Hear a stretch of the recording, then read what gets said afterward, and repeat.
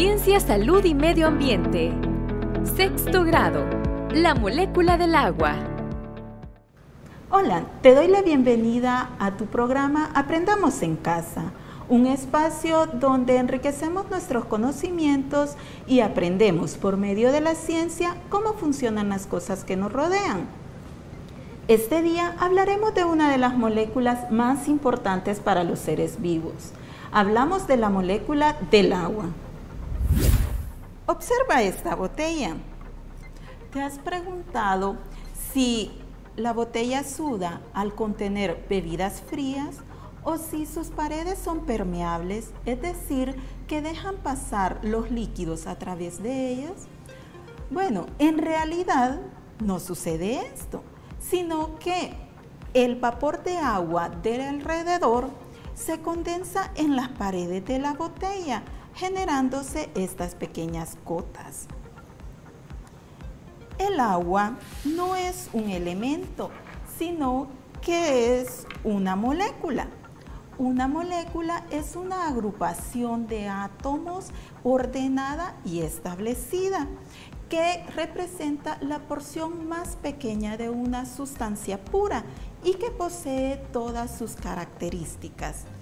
El agua está formada por un átomo de oxígeno y dos átomos de hidrógeno.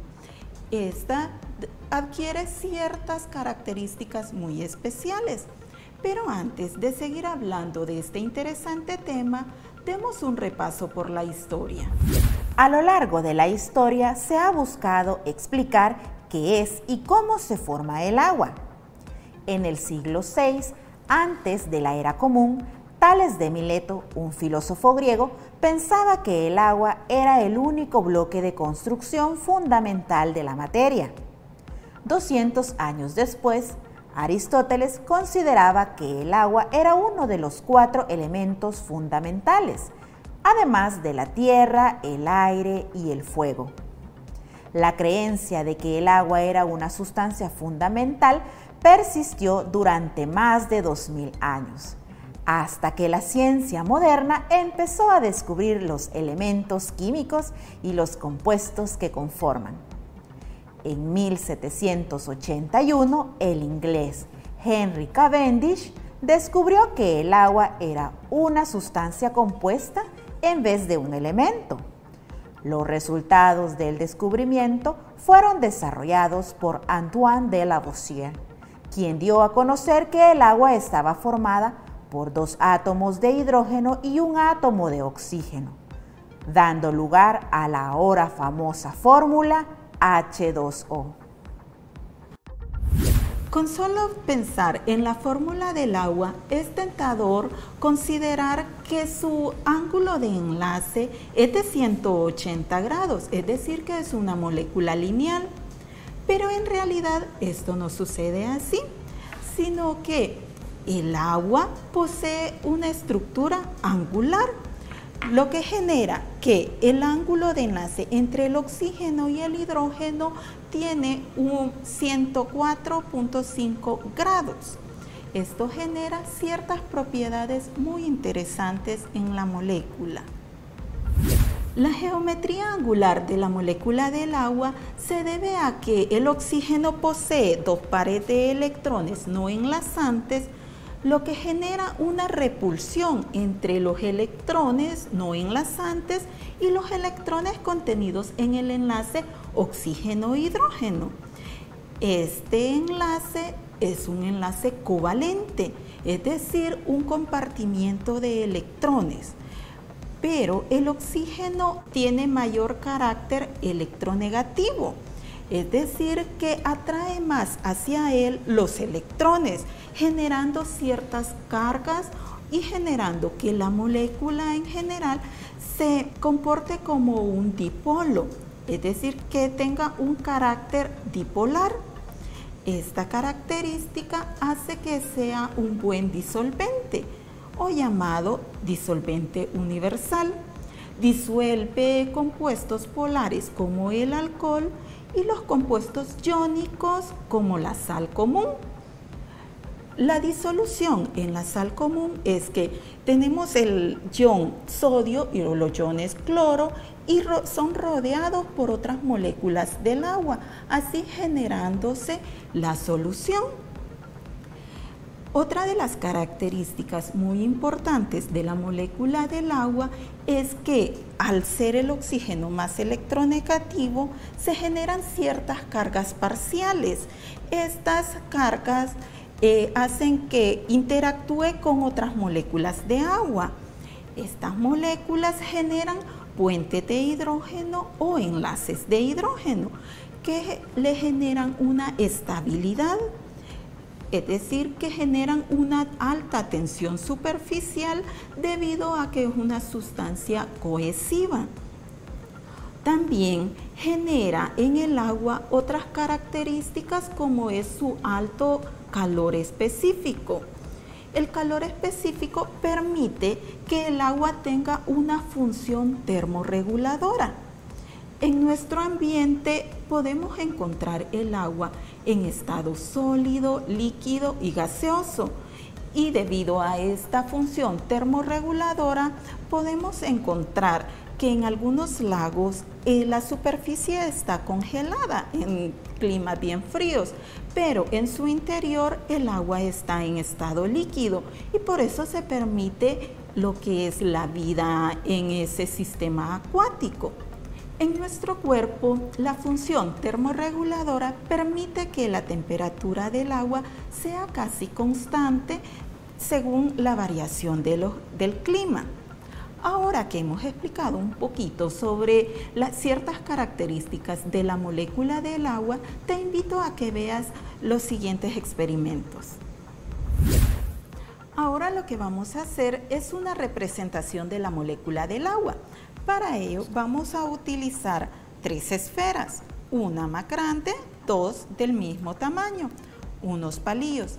En tu casa puedes hacerlo con vejigas o con plastilina. Bueno, esta esfera roja va a representar el oxígeno. Ojo, es de tener presente que el oxígeno contiene pares no enlazantes, es decir, que genera un ángulo de 104.5 grados aproximadamente. Entonces, a la hora de unirlos, debemos de considerar ese ángulo.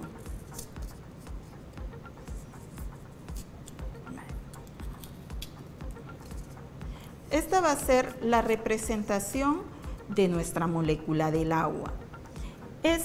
El palillo representa el enlace covalente que une al oxígeno con el hidrógeno. Entonces, la molécula contiene 2 hidrógenos, un oxígeno. Acá tengo otros modelos ya definidos. Como puedes observar, también el oxígeno está representado de color rojo. Entonces, esta es la molécula general del agua. Es muy importante tomar en cuenta este ángulo debido a las interacciones que dan los electrones no enlazantes. Luego vamos a hacer lo que es un experimento con la polaridad del agua. Para comprobar la polaridad del agua, vamos a necesitar una botella con agua, un recipiente para contener el agua y una vejiga. Lo que vamos a hacer es que vamos a colocar la botella acá y cargar con estática la vejiga.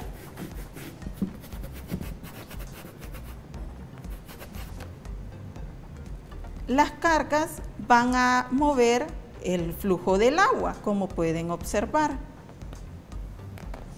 Esto se debe al carácter dipolar de la molécula del agua. Ahora realizaremos el experimento el agua viajera. Para eso vamos a utilizar 3 vasos, unos trozos de papel, agua y colorante. Lo que realizaremos es la comprobación de una de las propiedades del agua, que es la cohesión. En un vaso colocaremos colorante. Tú puedes utilizar un refresco de color si no tienes colorante de comida. Y luego en otro vaso agregamos otro color.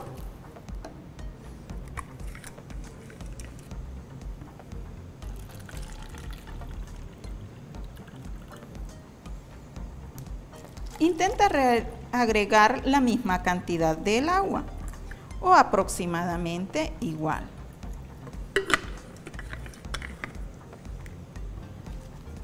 Con unos trozos de papel, puede ser papel higiénico o papel toalla, insertas un extremo en un vaso y en el vaso vacío el otro extremo. Acá lo que queremos comprobar es la capilaridad que tiene el papel. El agua, al ser cohesiva, esta viene y asciende en los tubos capilares que contiene el papel.